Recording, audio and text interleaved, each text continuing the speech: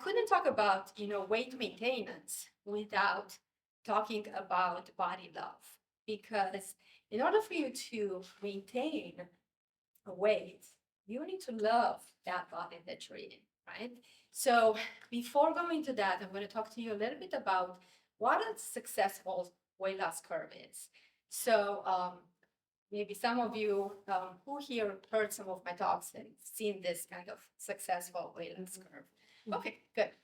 So for you, it's a reminder, right? But I remember the first time I saw this in this obesity specialist, it was like, really? It really gives you a different perspective how success looks like, from an obesity medicine specialist, right? And what to expect, right? So Ali was mentioning we all start with a set point for weight. We are born with it, right? And it's again genetically determined, right? However, this set point can be impacted by certain things, right? So if over a lifetime we gain a lot of weight, that set point does increase. And also the one thing that kind of helps decrease that set point is muscle mass, and maybe the maintaining or building muscle mass, because that would positively impact your basal metabolic rate, right? So that it kind of makes sense that we are focused on body composition and not a number on the scale. And just kind of to give you like a fast forward kind of idea, my goal is that by the end of this talk, you will be able to dissociate a little bit a number on the scale with the weight that you have at different stages in your life, right? Now, that being said, I'm going to share my personal story. So when I joined Transform, had nothing to do with my weight. I was completely like burned out emotionally and mentally.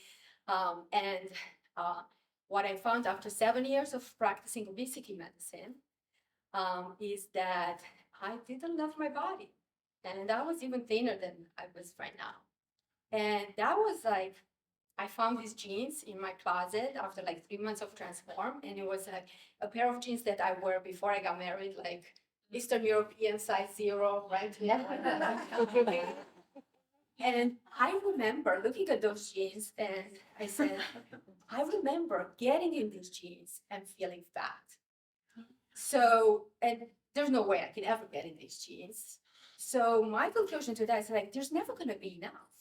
Like if you're not focused on body love and really trying to love the body that you're in today, right, period, there's never going to be enough. It's always going to be like, oh, but I want to lose another 5 pounds. I want to lose another 5 pounds. And I do this every single day with my patient, trying to embrace what they are today, loving the journey, not like, oh, when I get to that weight, and then they get to that weight and then they want more, right?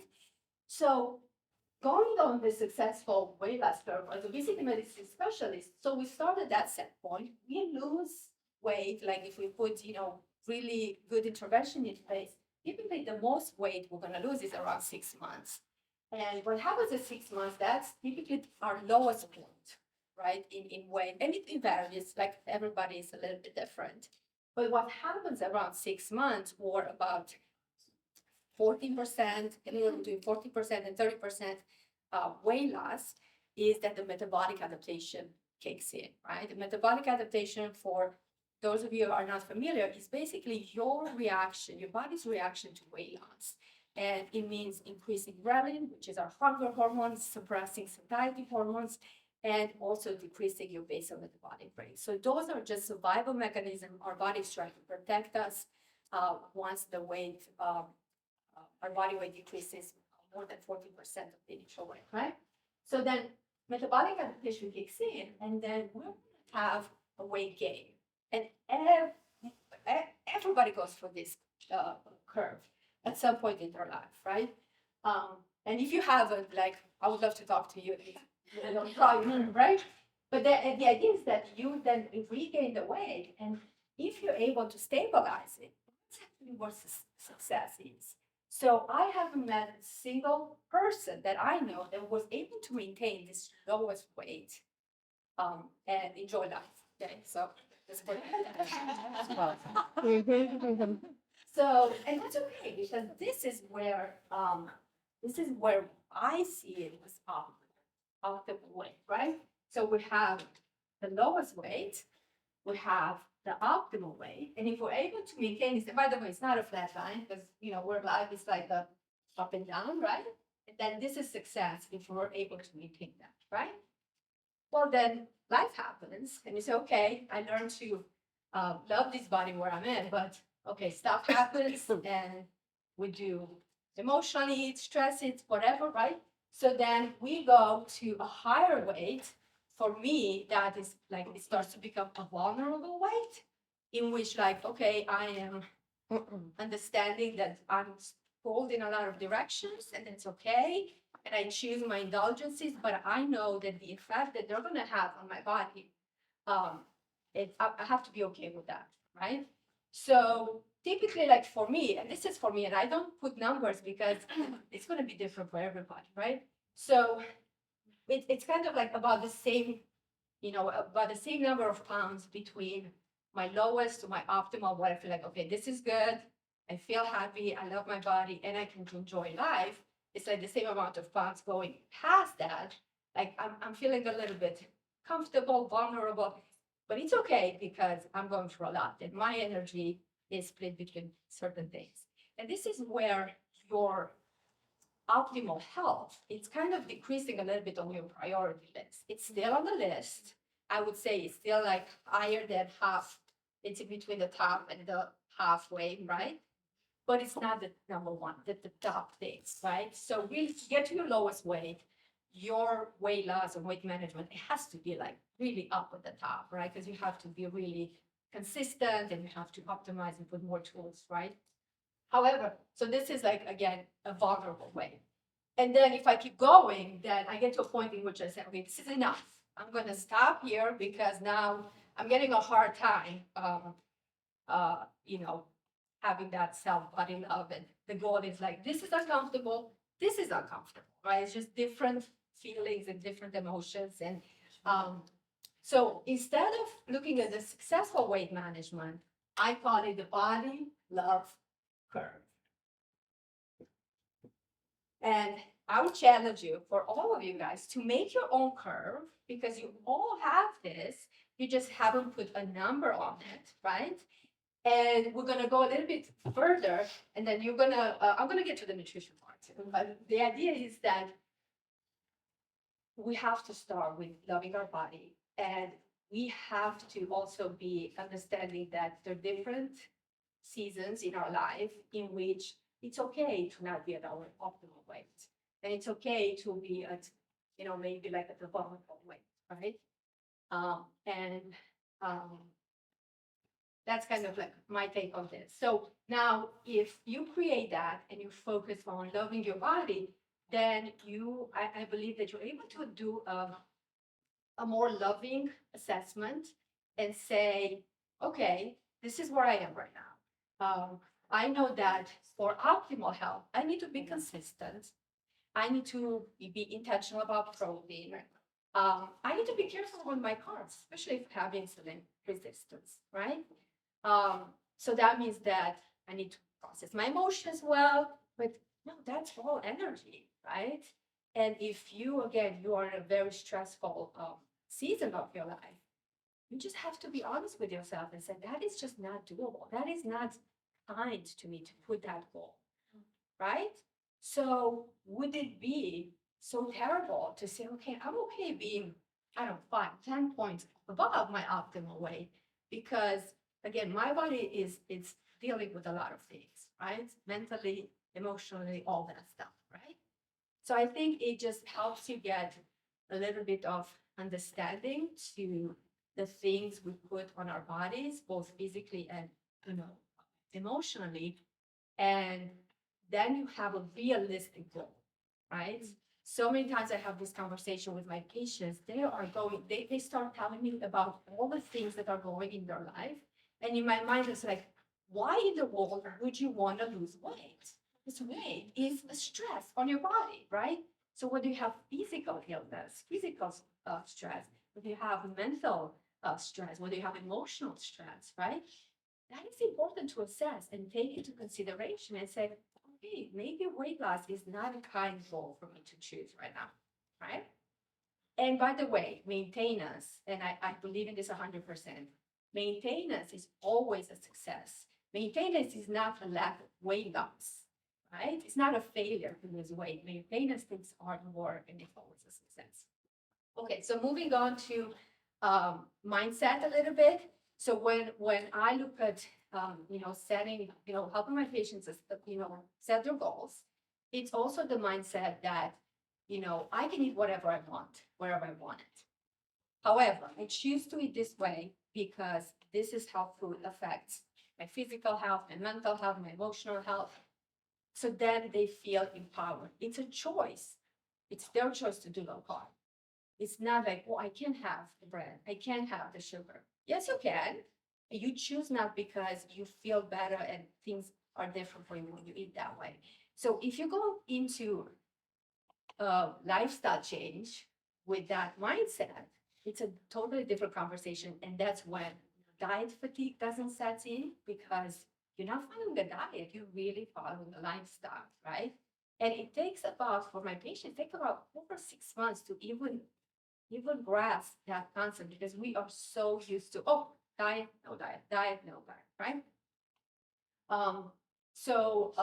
Moving on to, I just lost my question. Yes. Would you please repeat what the E is?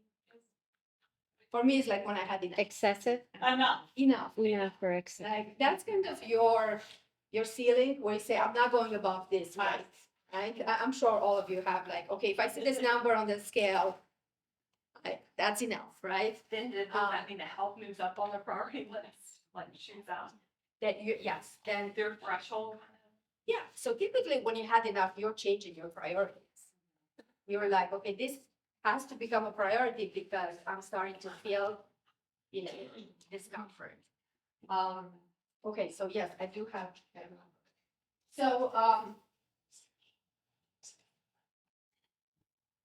so going into interventions, right? Different interventions that are available to you, right? Antea and all of the obesity specialists know this, is that we have different pillars in obesity medicine, right? So obviously I'm talking about nutrition today, but each one of these pillars, like number one, like not everybody uses every intervention, but the idea is kind of like, okay, if you have 4 pillars available to you, when you only use one, you're gonna get only so much result, right?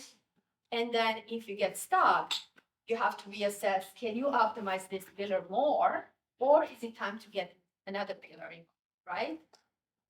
And there's no reason, if you want to optimize all pillars from the beginning, use all pillars that are available to you. It's not like I used to think like maybe like 8 years ago when I started, like, okay, we know that some people have more severe forms of obesity and some don't. Some people have more barriers and some have less.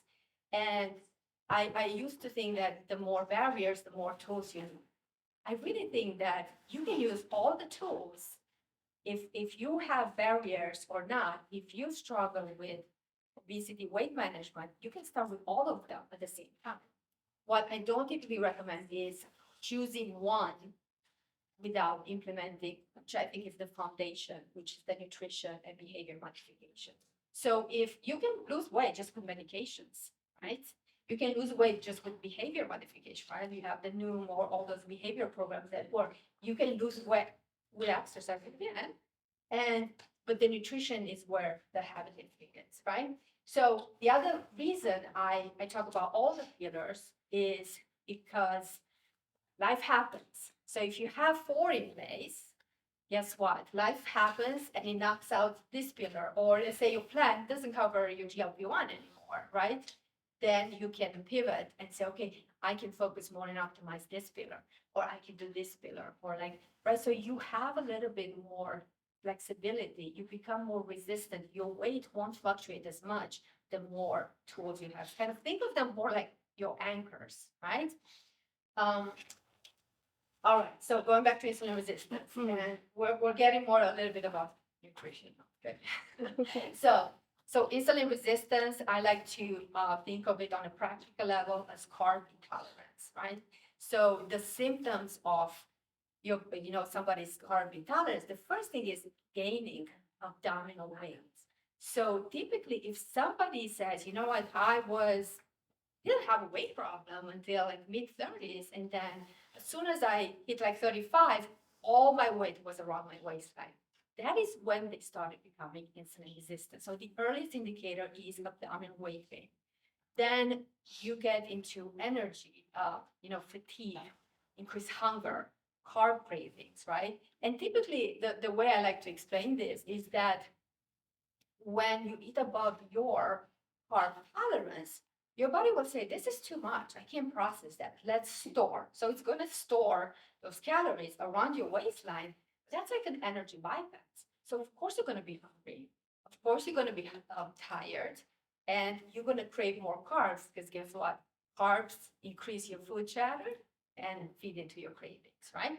So then if you do, and again, all my meal plans are low carb. There's no secret around this. So with different fluctuations. So typically, because 80% of my patients have insulin resistance, which is a big category, and the other 20%, guess what? They have insulin and they eat carbs, and they're just functioning at different levels, right? So this applies, I believe, to somebody that doesn't have insulin resistance.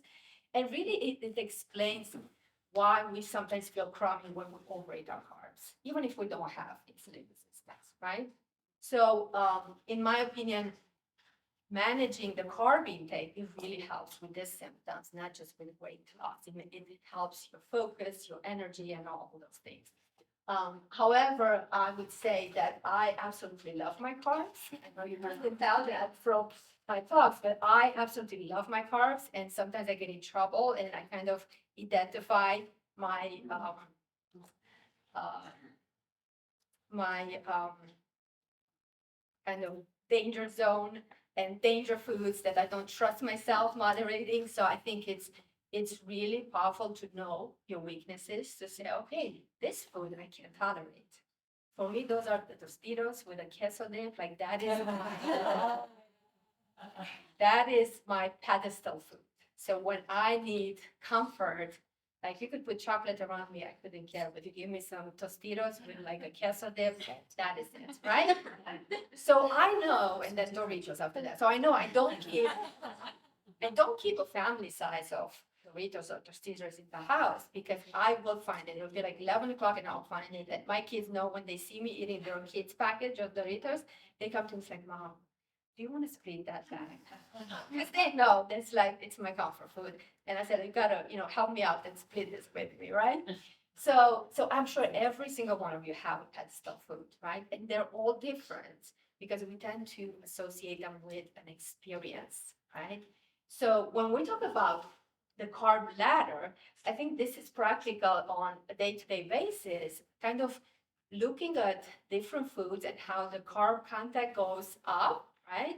And also how it affects our body, like the size of our body that we choose, right? So for example, for that lowest weight, you have to be very careful and kind of go towards like your leafy greens, your non-starchy, your low sugar fruit, right? But really, as you increase the carb intake, your weight will react to that, right? Because your body is like, it's at a lower kind of weight, so it doesn't take a whole lot to gain weight, right? And that's the first year. It's like I worked so hard to get here, and then I just look at some food and like I gained 2 pounds by the next morning, right? I know that's why the lowest weight is restricted. Like if you feel restricted, because you have to have certain restriction, so it's uncomfortable to be there, right? And then as you go out to like optimal, that's when you go into like starchy vegetables and legumes. And by the way, when I talk about starchy vegetables and legumes, they're different because they have a different starch. So whenever you eat legumes, like they bring some protein, they affect your blood sugar a little bit slower than like potatoes or carrots, right? So I like to think when I'm balancing my plate, it's like, okay, I know that if I choose beans over potatoes, that is more advantageous to me, right? It's not good, it's not bad. It's just like, okay, I know that affects my body in a different way. If I choose bread or grains over potatoes, right? It affects my body in a different way. So just be curious when you're eating these foods, how do they affect not just like your weight fluctuations, but also how you feel, right? Because they're different as far as the carb content, and obviously the lower carb content, the bigger the volume. Like you can eat more of them, right? And they're more satisfying. So then as you go down here, then it's like, okay, this is what we're going to like maybe a little bit more emotional eating, a little bit more comfort, right? Because we get the sugar, the starch. Ali was mentioning yesterday, like the effect of wheat that it has on our guts, and that can feel good. And so we knew about serotonin for a long time, but now we're looking at dopamine and then all this, gut hormone that react to even starch, not just sugar, right? And we all know that sugar has addictive properties, right? And it affects different people in different ways, right? So going back to, okay, the lowest weight is difficult to maintain. It can feel restrictive. It's easy to love that body because it's easy to love, but it's really difficult to maintain. And it's a choice. Like you have to, like for me, when I went to, and by the way, I did this part here, up and down, for 7 years until I joined Transform, until I looked at, loving my body. I did this, no, I keep wanting to be down here. And then I was like, what am I doing? Why am I doing it in all this process? Even though I was intentional about protein, because you're restricting your calories, you're gonna lose muscle mass. So what happens with this, like the more you push to live at that lower set point, right? It will be restrictive. So optimal weight, I think that's where we want to be most of the times, but there's nothing wrong living at the vulnerable weight because things happen. And then when you get to, your ceiling weight, like it starts to get uncomfortable for different reasons, right? So, but they're all fine. And you need to embrace all of them as best you can. And I really think that that's how you adjust your nutrition to make it sustainable, being understanding that this is this is a reasonable goal for me right now, and this is okay. And I might not be at my thinnest, but I'm comfortable, and I can get behind this body and love it the way it is right now. All right, we'll talk about protein. You guys know I love protein too. Believe it or not, a little bit less than carbs, but there's so many benefits to protein, right? So it helps physical hunger control. It helps, it supports your muscle mass. It helps you build muscle mass if you, couple it with strength training. It helps you focus. Like just pay attention when you have a protein breakfast, where versus like a carb heavy breakfast, right? And it helps you reset that set point for weight. That is like, remember, genetics play a role, but you can tweak those things a little bit, and it does help you reset that. And we tend to overeat, undereat it, right? So again, our default is that we tend to undereat protein, we tend to overeat carbs and fat. And if you're aware of that tendency, you kind of adjust it. So again, optimal protein, Ali has the charts for you, but again, it's really being intentional because it doesn't, there's very few people that I've met that meet daily protein without being intentional about it.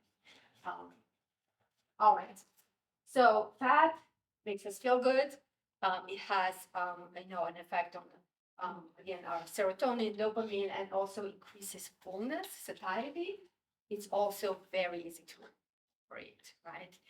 And you can tip us into storage if we like, we can eat healthy, balanced plates. If there are too many calories, they're good calories, but there's still too many, you can still gain weight, right? So you have to be aware of that predisposition to overeat. Same thing with carbs, very easy to overeat them. But the difference between fat and carbs is that carbs, they have no stop signal. Like you can eat them until you like physically feel like there's no room in the stomach for them. When fat is a little bit different, like like for example, if somebody asks you to eat 10 eggs, you're gonna get nauseated between like before you can think about it, right? So I would say we have some protective mechanism to say enough fat, like I feel like I'm gonna throw up, but with the carbs are a totally different story. Not to mention that carbs are can be addictive, right? Not for everyone, but they can be addictive. And then obviously carbs, they affect your triglycerides. Remember, early indicators of insulin resistance is not blood glucose, it's triglycerides, HDL, abdominal circumference, right? All these things that are useful for screening for insulin resistance. Okay, alcohol, Ali touched a little bit on that. I like to talk about alcohol in the looking at the fact that we can't store it, right? So if you can't store a macro, you're gonna have to burn it before you can burn anything else, right? So I like to, like a practical advice that I give my patients is like, choose your meal first and start your meal and have your alcoholic beverage with your meal, because not only that you can store it and it has to be burned first, but once the effect kicks in, it changes your choices. You order a different entree after you get the effects of alcohol, right? So, I think it's helpful to choose your meal first, have your drink with your meal, and really look at it as one of your indulgences, right? So I really don't like calling them cheats. I really like to say, okay, that's my indulgence. I pick my indulgence for the meal. So if it is alcohol tonight, okay, then my meal is going to be healthy because my indulgence for tonight is alcohol. If I want to do the cheesecake tomorrow, great. I'm not going to have cheesecake and alcohol unless I'm at a vulnerable weight. And I'm okay with that because I'm dealing with a lot of stuff, right? But you see, you're trying to balance this and moderate your indulgences. And when you call them indulgences, then you can actually enjoy them. Because as soon as you say, "Oh, I shouldn't have that," like just steals away the joy of having that treat, right? Fiber, again, satiety decreases the absorption of glucose, and it gives your body time to process that carb load, that sugar effect, and helps GI transit. And like Ali said, microbiome, right?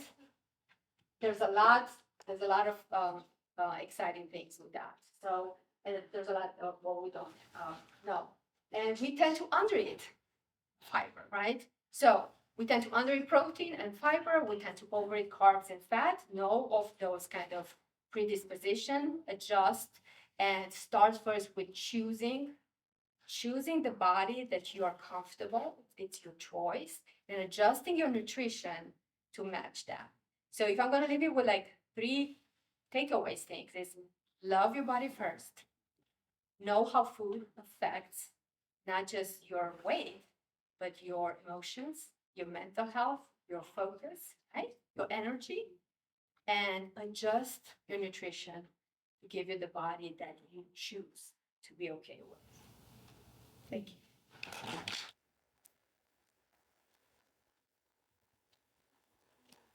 Question.